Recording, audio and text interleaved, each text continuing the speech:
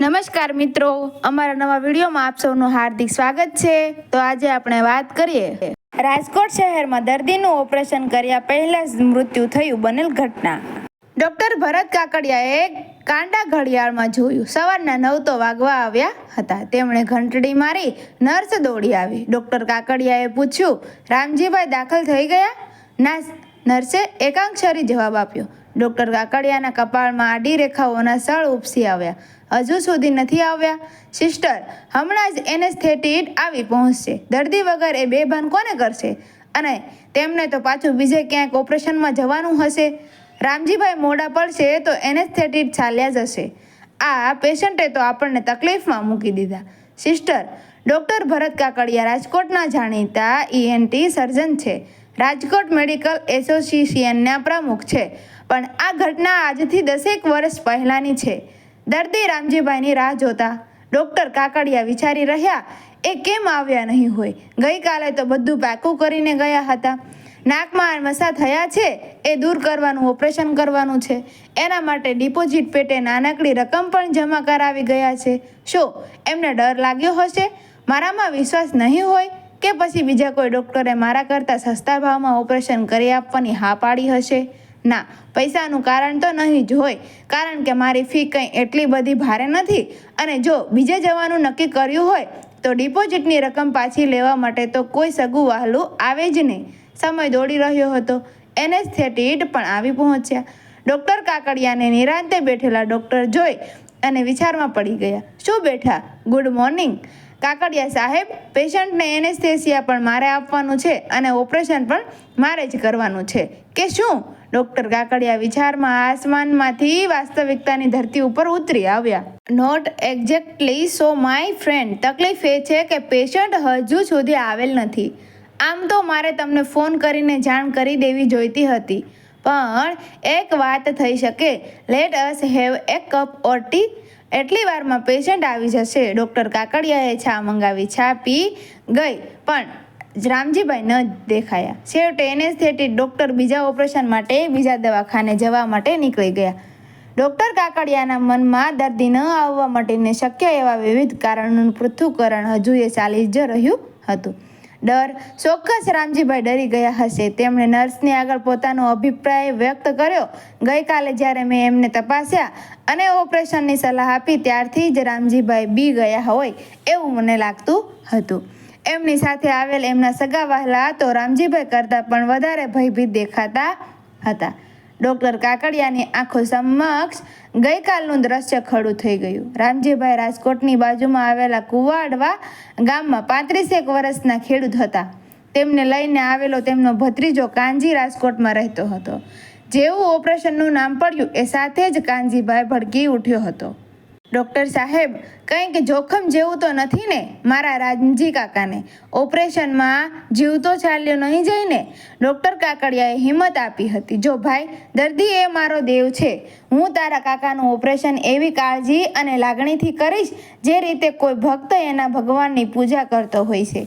કોઈપણ ઓપરેશનમાં સંભવિત કોમ્પ્લિકેશનો રહેલી હોય છે, પણ હું તને એટલી ખાતરી અવશ્ય આપું છું કે મારી બેકાળજી કે ગફલતના કારણે રામજીભાઈની જિંદગી ખતરામાં નહીં મુકાય। હવે ભત્રીજાની વહુ મેદાનમાં ઉતરી, ડાક્ટર સાહેબ, મારા કાકાજીના જીવને કાંઈ થવું ન જોવે। એમને નાકમાં મસા છે એ વાત સાચી, પણ નાનું દુઃખ કાઢવા જતાં ક્યાંક મોટું એવું ન બોલ બેન। હું તારી લાગણી સમજું છું। જા, તારા કાકાજીને કંઈ નહીં થાય। બસ હવે ચિંતા છોડો અને ઘરે સિંધાવો। આજે રાતના 10 વાગ્યા પછી ખાવા પીવાનું બંધ। સવારે 8 વાગ્યા પહેલાં એડમિટ થઈ જજો। જો મોડા પડશો તો એનેસ્થેટિસ્ટ ચાલ્યા જશે। એક કામ કરો, તમારો ફોન નંબર લખાવતા જાઓ। ડૉક્ટર કાકડિયાને યાદ આવ્યું, વરસાદી મોસમમાં ઘેરાયેલો આસમાનમાં અંધારી રાતે વીજળી ચમકે એવો ઝબકારો થયો। અરે, મારી પાસે કાનજીના ઘરનો ફોન નંબર તો છે। લાવ, ફોન કરી એટલે સાચી વાતની ખબર પડશે। કેસ પેપરમાંથી ફોન નંબર વાંચીને ડૉક્ટરે ડાયલ કર્યો। ફોન નંબર લાગ્યો જ નહીં, ડેડ હતો। હવે શું કરવું? શક્ય જ ન હતું। જો ડૉક્ટર કાકડિયાએ ના છૂટકે મનમાંથી રામજીભાઈનો વિચાર દૂર કરી નાખ્યો। હજુ તો દિવસની શરૂઆત હતી। એક દર્દીના વિચારને પકડીને બેસી રહેવાનો કશો અર્થ ન હતો। સિતારોએ આસમાં ઓર ભી હે. કામમાં આવ્યા ને કામમાં દિવસ પૂરો થવા આવ્યો. વ્યસ્તતાની કબરમાં દિવસ દફન થઈ ગયો અને ક્ષણોની કૂખમાંથી સાંજ અવતરી. 7 વાગ્યા હશે ત્યાં એક તદ્દન નખાઈ ગયેલો આદમી પ્રવેશ્યો. ડૉક્ટર એને ઓળખી ગયા. એ રામજીભાઈનો ભત્રીજો કાનજી હતો. અરે કાનજી, આવ ભાઈ, બેસ. સવારે તમારી બહુ રાહ જોઈ. ગાંડા ન અવાય એમ તો ફોન કરીને જાણ તો કરી દેવી જોઈએ ને. અમે નાહકના ડૉક્ટર કાકડિયા આગળ બોલતા થંભી ગયા. કાનજીભાઈની ઉદાસ આંખોમાંથી ટપકતા આંસુઓએ તેમને રોકી લીધા. સાહેબ, અમારું આજે અહીં આવવાનું પાક્કું જ હતું, પણ રાત્રે અચાનક ભયંકર બનાવ બની ગયો. મારા રામજી કાકા રામના ધામમાં પહોંચી ગયા. હે? ડૉક્ટર કાકડિયા આઘાતના પ્રચંડ પ્રહારથી સમજમી ગયા. એ તો સાવ સાજા સારા હતા. એવું તે શું થયું? કે હા સાહેબ, ગઈકાલે તો તમે તેમને તપાસ્યા હતા. ઓપરેશન માટે એમને બેહોશ કરવા પડે એટલે તમે એમનું સંપૂર્ણ ચેકઅપ કર્યું હતું. બ્લડ અને યુરિનની તપાસ કરાવી હતી. હૃદય અને ફેફસા પણ તપાસી લીધા હતા. એ પછી જ તમે ઓપરેશન માટેની તારીખ આપી હતી. ડૉક્ટર કાકડિયાએ માથું હલાવીને સંમતિ દર્શાવી. ઓપરેશન કરતાં પહેલાં દર્દી ફિઝિકલી ફિટ છે તે તપાસી લેવું ફરજિયાત હોય છે. ડૉક્ટર કાકડિયા આ બાબતમાં બહુ સુસ્ત અને સજાગ હતા. તો પછી શું થયું? કાનજીએ ખુલાસો કર્યો. કાલે મધરાતે કાકાને છાતીમાં દુખાવો ઉપડ્યો. અમે તાત્કાલિક એમને બાજુમાં આવેલા ફિઝિશિયનને ત્યાં લઈ ગયા. ડૉક્ટરે કાર્ડિયોગ્રામ કાઢીને કહ્યું કે કાકાને બહુ ભારે અટેક આવ્યો છે. ડૉક્ટર હજુ તો ઇન્જેક્શન આપવા જાય એ પહેલાં જ રામજી કાકા ઢળી પડ્યા. રામશરણ થઈ ગયા. આજનો આખો દિવસ એમની મરણ પછીની ધમાલમાં પસાર થઈ ગયો. એમનો અગ્નિદાહ પતાવીને હું સીધો તમારી પાસે આવ્યો છું. સાહેબ, માફ કરશો, અમે તમને રાહ જોવડાવી. કાનજી રડી પડ્યો. ડૉક્ટર કાકડિયા સાહેબે તેમને સાનો રાખ્યો. બહુ ખરાબ થયું ભાઈ. જે બનવા કાળ હોય છે તે બનીને જ રહે છે. એક વાતનો વિચાર કર, જો તારા કાકાને મધરાતે હાર્ટ એટેક આવ્યો તે આ 9 કલાક મોડો આવ્યો હોત તો શું થાત?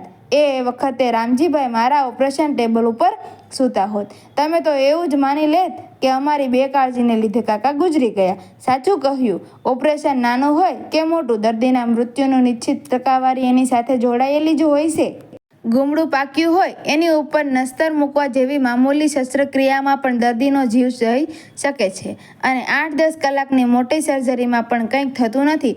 આવી ઘટનાઓ જ અમને ડૉક્ટરોની વિનમ્રતાનો પાઠ શીખવે છે. કયો પાઠ? કાનજીએ પૂછ્યું. એ જ કે જો દર્દી બચી જાય તો ડૉક્ટરે એનો જશ જ ન લેવો જોઈએ, અને જો દર્દી મૃત્યુ પામે તો સગાઓએ ડૉક્ટરને અપયશ ન આપવો જોઈએ. લે ભાઈ, તારા રામજી કાકાને તો હું પાછા લાવી શકું તેમ નથી, પણ આ ડિપોઝિટના રૂપિયા તું પાછા લઈ લે. આવું ધન મને સુખ ન આપી શકે. મિત્રો, તમારું આ વિડીયો વિશે શું કહેવું છે કમેન્ટમાં જરૂરથી કહેજો. વિડીયો ગમ્યો હોય તો વિડીયોને લાઇક કરજો, શેર કરજો, અને અમારા આવા જ નવા વિડીયો જોવા માટે અમારી ચેનલને સબસ્ક્રાઈબ કરવાનું ભૂલશો નહીં. રાધે રાધે. જય શ્રી કૃષ્ણ. ધન્યવાદ.